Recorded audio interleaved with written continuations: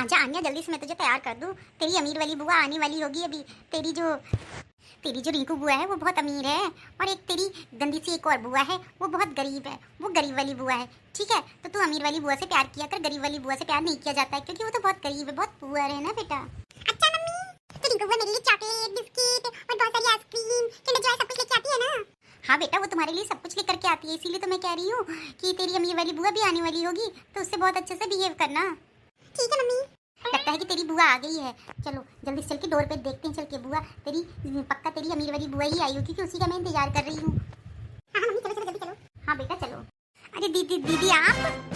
हाँ भाभी, वो कल रक्षाबंधन ना, इसलिए मैं राखी बांधने आई हुई थी भैया के। अरे मम्मी, ये तो गरीब बुआ है ना? अरे नहीं बेटा, ऐसे नहीं कहते हैं। ये क्या बात है मम्मी, अभी तो आप ही कह रही थी तेरी रिंकू बुआ बहुत अमीर है, वो बहुत सारे तेरे लिए गिफ्ट लेके आएगी, और ये जो बुआ है ये बहुत गरीब है, तो मैंने भी गरीब कर दिया, तो क्या हुआ? अरे बेटा ऐसे नहीं बोलते हैं ना। आइए दीदी आप अंदर आइए। अरे तो गुड़िया मेरी ऐसी ही है, ऐसे ही बोला करती है। कोई बात नहीं भाभी, बच्चे हैं, बच्चों के मुंह से सच ही निकलता है हमेशा, और आखिरकार इसमें बुराई भी क्या है, जो बस सच है वो सच है। अरे कोई बात नहीं दीदी, आप आइए, बैठिए अंदर आइए। वैसे मैं रिंकू का इंतजार कर रही थी ना, तो मुझे लगा रिंकू अभी आ रही होगी, उसने मुझे फ़ोन किया था कि भाभी मैं निकल चुकी हूँ, बस 10 मिनट में पहुँचने वाली हूँ, इसीलिए मैं उसी का वेट कर रही थी, और मुझे आपका तो कोई वही नहीं था कि आप आओगी भी। अरे नहीं, कल छोटे ने मुझे फ़ोन किया था कि दीदी आप आइएगा ज़रूर रक्षाबंधन में। अच्छा, इन्होंने फ़ोन किया था आपको? हाँ, इसीलिए मैं आई, वरना मैं आती भी नहीं। कोई बात नहीं दीदी, आप आएगी तो आप बैठिए, मैं आपके लिए पानी लेकर के आती हूँ। ठीक है भाभी। आओ गुड़िया, मेरे पास भी बैठो। नहीं, मैं गरीब वाली बुआ के पास नहीं बैठूंगी, मैं अमीर वाली बुआ के पास बैठूंगी। अच्छा आओ बैठो, जब तेरी अमीर वाली बुआ आ जाए तब तुम अमीर वाली बुआ के पास बैठ जाना। अभी गरीब वाली बुआ के पास भी बैठ जाओ थोड़ी देर के लिए, मुझे बहुत अच्छा लगेगा। नहीं, मम्मी कहती है कि गरीब वाली बुआ से बात नहीं करनी चाहिए, क्योंकि वो गंदे कपड़े पहनती है, और मेरी अमीर वाली बुआ देखो कितने सुंदर कपड़े पहन के आती है। अच्छा ठीक है गुड़िया, लो दीदी आप जब तक पानी पियो तब तक मैं आपके लिए कुछ और देखती हूँ। ठीक है भाभी, आप मुझे लोटे में पानी दे रही। कोई बात नहीं भाभी, मैं लोटे में ही पी लूंगी। वो क्या है ना, आज काम वाली आई नहीं है तो सारे बर्तन गंदे पड़े हुए हैं। अब जो डिनर सेट वगैरह है वो मैं अभी निकाल लूंगी, लेकिन रुक के निकालूंगी, क्योंकि अभी मेहमान आने वाले हैं ना, मैं उनके लिए स्पेशली अलग से बर्तन रखती हूँ ना, तो वो मैं उन्हीं के लिए रखे हूँ। आप जब तक इसे पानी पी लीजिए, मैं अभी मैं निकालूंगी। ठीक है भाभी। अरे दीदी आप आ गई, मैं कितनी देर से आपका इंतजार कर रही थी, और गुड़िया भी कह रही थी कि अभी तक मेरी रिंकू बुआ नहीं आई। देख गुड़िया, तेरी रिंकू बुआ आ गई। अच्छा मम्मी, ये मेरी अमीर वाली बुआ है? हाँ बेटा, मैं तेरी अमीर वाली बुआ हूँ, आ जा मेरे पास। आइए दीदी, पहले आप बैठिए। गुड़िया तो ऐसी शैतानी किया करती है, मैंने इसको कितना समझाया लेकिन इसको समझ में नहीं आता है। हाँ भाभी, अब हर किसी की किस्मत मेरी जैसी थोड़ी होती है। आइए दीदी आप अंदर बैठिए आके। अरे दीदी आप भी आइए, मैंने आपको तो देखा ही नहीं। हाँ, छोटी भैया ने मुझे फोन किया हुआ था रक्षाबंधन में आने के लिए, मैं इसीलिए आ गई। अरे आना भी चाहिए, क्यों नहीं आना चाहिए, आखिरकार वो आपके इकलौते भाई हैं। हाँ छोटी, इसीलिए बस मैं आ गई। अच्छा आप लोग बातें करो, मैं भी आती हूँ। आप क्या लेंगी, कॉफी पियेंगी कि चाय? दीदी क्या लेंगी, चाय की कॉफी? मैं तो कॉफी पीती हूँ भाभी, मैं कॉफी पीऊंगी। ठीक है दीदी, तो मैं भी जल्दी से एक कॉफी बना करके अच्छे से लेकर के आती हूँ। हाँ ठीक है, जाइए आप। ये मम्मी मेरी दोनों बुआ में कितना भेदभाव करती है, बल्कि ऐसा नहीं है, मुझे दोनों बुआ ही प्यारी है, लेकिन मम्मी को मुझे समझाना ही पड़ेगा, बिना समझाए मम्मी को काम चलने वाला नहीं है, क्योंकि वरना वो तो दोनों बुआ के बीच में ऐसे ही भेदभाव करती रहेंगी, और मेरी बड़ी बुआ को कितना खराब फील होता होगा जब उनके सामने मैंने बोला अमीर बुआ और गरीब बुआ। मुझे कुछ तो करना पड़ेगा। लीजिए दीदी, देखिए मैंने आपके लिए बिल्कुल अच्छी सी कॉफी बना दी है, आप पीती है ना, आपको बहुत स्ट्रॉन्ग कॉफी पसंद होगी, अपने घर में आप ऐसी ही पीती होंगी। हाँ भाभी, मैं ऐसी ही कॉफी पीती हूँ, ले आइए मेरे लिए। वैसे आप भाभी दीदी के लिए नहीं लेकर के आई कॉफी? अब आप भी कैसी बात करती हैं दीदी, हाँ उनको कहीं आदत होगी कॉफी पीने की, उनको एक कप चाय मिल जाए यही बहुत बड़ी बात है। हाँ, उनके घर में पता नहीं दूध आता भी होगा कि नहीं भी आता होगा, आप भी कॉफी की बात करती है। दीदी कैसी बात कर रही हैं आप?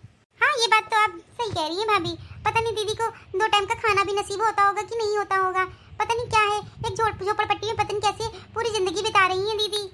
मैं तो इनसे कह के थक गई हूँ कि उस झोपड़पट्टी से हटके जीजा जी से बोलो कोई बिजनेस कर ले, या कहीं अच्छे से नौकरी कर ले, ताकि कम से कम रोज का गुजारा तो चले, और उस जरा सी चाय की टपरी से होता ही क्या है। हाँ दीदी, आप क्यों नहीं ऐसा करती, कोई बड़ी से कहीं रेस्टोरेंट में काम वाम करने लगे जीजा जी, फिर उसका धीरे से एक बड़ा सा रेस्टोरेंट खोल ले। नहीं छोटी, मैं अपनी ज़िंदगी में बहुत खुश हूँ, वो छोटी सी चाय की टपरी से मेरा इतना तो काम चली जाता है कि मैं 2 टाइम का खाना अच्छे से खा लेती हूँ, और अपने बच्चों को स्कूल में पढ़ा भी रही हूँ। मुझे उस चाय की टपरी से कोई प्रॉब्लम नहीं है, और मुझे कोई भी परेशानी नहीं है कि मैं गरीब हूँ। हाँ क्यों नहीं दीदी, अब तो आपको 10 साल हो गए शादी के, तो आपकी अब तो आदत पड़ चुकी होगी वैसे ही रहते। ऐसी बात नहीं है छोटी, तेरे जीजा जी मुझसे बहुत प्यार करते हैं। सबसे इम्पोर्टेंट बात यह है कि तेरे जीजा जी मुझे बहुत अच्छे मिले हुए हैं, मुझे जरा सी चीज़ों में बहुत ध्यान देते हैं मेरी। पता है, मैं जरा सी भी तबीयत मेरी बीमार पड़ जाती हूँ तो मुझे ये समझ लो कि उठने तक नहीं देते, चाय खाना सब कुछ वही देखते हैं, फिर मुझे कुछ करना नहीं पड़ता है। अब बेचारे वो करेंगे भी तो क्या करेंगे, घर में कोई नौकर चाकर तो है नहीं। अब हम लोगों क्या देख लो, है भाभी हो या मैं हूँ, दोनों लोगों के नौकर चाकर लगे हुए हैं, तो किसी चीज की कोई जरूरत ही नहीं पड़ती कि मेरा हस्बैंड कोई चाय बनाए या बर्तन धुले या झाड़ू पोछा करे। छोटी आप बिल्कुल सही कह रही हो, लेकिन जो सुख पति से मिल सकता है वो सुख किसी से भी नहीं मिल सकता है। आप तो दीदी फालतू की बातें करने लगी, मैंने तो सिर्फ इतना ही कहा था कि थोड़ा सा आगे आपको बढ़ना चाहिए। अगर उसी चाय की टपरी से रहेंगे तो कैसे काम चलेगा। नहीं छोटी, मैं चाय की टपरी में इतना कमा लेती हूँ कि मैं आराम से रह रही हूँ, मुझे कोई दिक्कत नहीं है। अरे दीदी आप किसको समझाने की कोशिश कर रही हैं? इनको समझाना दीवार में सर भेड़ने के बराबर है, तो इनको समझ में तो कुछ आने वाला नहीं है। अब इनकी जैसी जिंदगी जी रही है इनको जीने दो, क्या करना है बस हम लोग अपनी सोसाइटी से इनको दूर रखेंगे और हम लोग इनको कभी किसी फंक्शन में नहीं बुलाया करेंगे। मान लो धोखे से आ भी गई तो कितना ऑड फील होगा ना दीदी, कैसी साड़ी पहने होंगी, कैसे कपड़े पहने होंगी। हाँ हाँ भाभी आप बिल्कुल सही कह रही हो, इस बात के लिए मैं दीदी को समझाने की कोशिश कर रही हूँ, लेकिन दीदी को समझ में नहीं आ रहा है।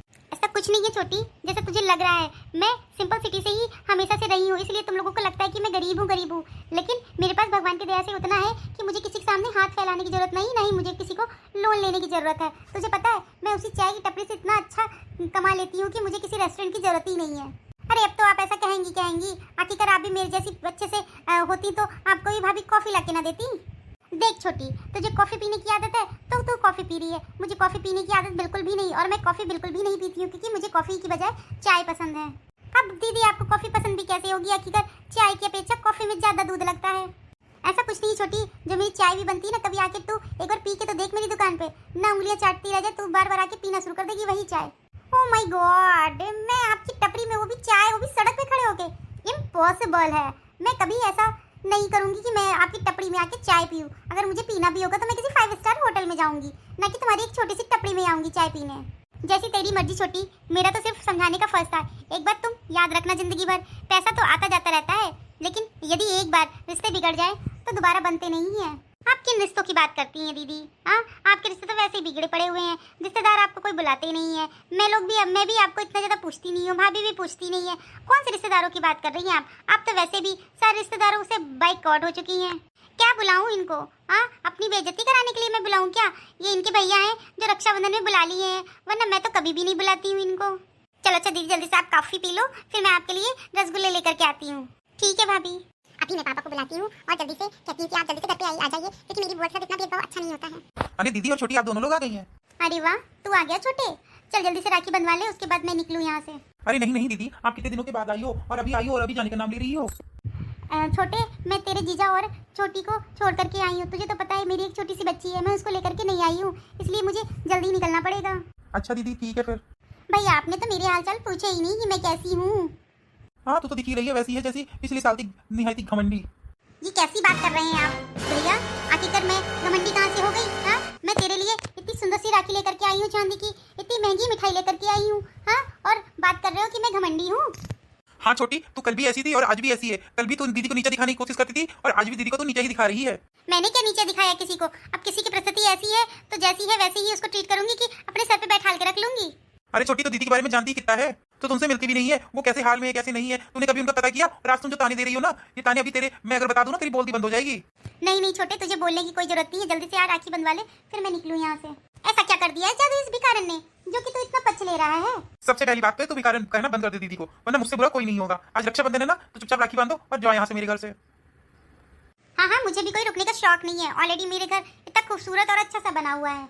अरे आप कैसे दीदी से बात कर रहे हो? मैंने अभी किचन से सुना, इस तरीके से कोई बात करता है क्या? और तुम क्या उतनी देर से मेरी दीदी की बेइज्जती करती हुई चली जा रही थी? हाँ, मुझे सब बातें बुढ़िया ने बताया। अभी जब जैसे ही मैं आया, मुझे फोन करके तुरंत उसने बुलाया कि वो बड़ी बुआ की बेइज्जती पे बेइज्जती करे जा रही है मम्मी और छोटी बुआ। हाँ, इस तरीके से बात करते हैं। अब मैंने कौन सी उनकी बेइज्जती कर दी? अब जो है सो दिख ही रहा है ना। अगर मैंने सच बता दिया ना तो पैरों तले जमीन खिसक जाएगी। ऐसा कौन सा सच है जो कि मुझे मालूम नहीं है, छोटी दीदी को नहीं मालूम है और आपको ही मालूम है? ऐसा कौन सा सच है जो आप छुपाने में डटे हुए हैं? छोटे, तुझे बहस करने की कोई जरूरत नहीं, जल्दी से आ, मैं राखी बांधूं फिर चलूं मैं, और तुझे ज्यादा अपना मुंह खोलने की बिल्कुल भी जरूरत नहीं है यहाँ पर।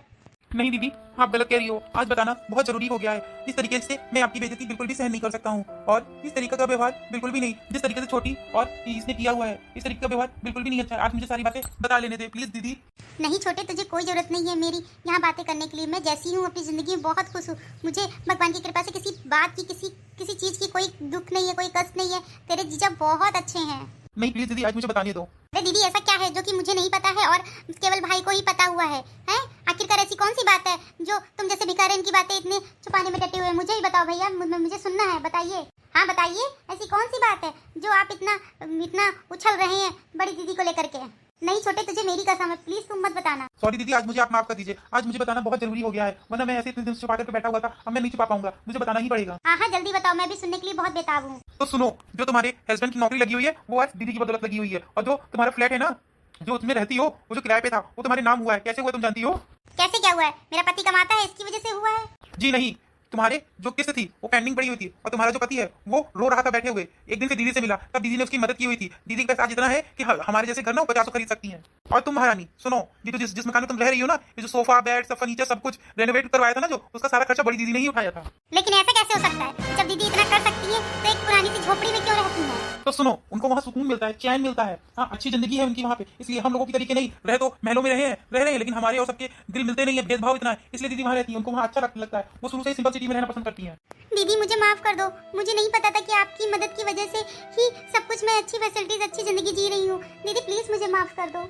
दीदी मुझे भी माफ कर दीजिए, मुझसे बहुत बड़ी गलती हो गई जो कि मैंने आपका अपमान किया। दीदी मुझे माफ कर दो।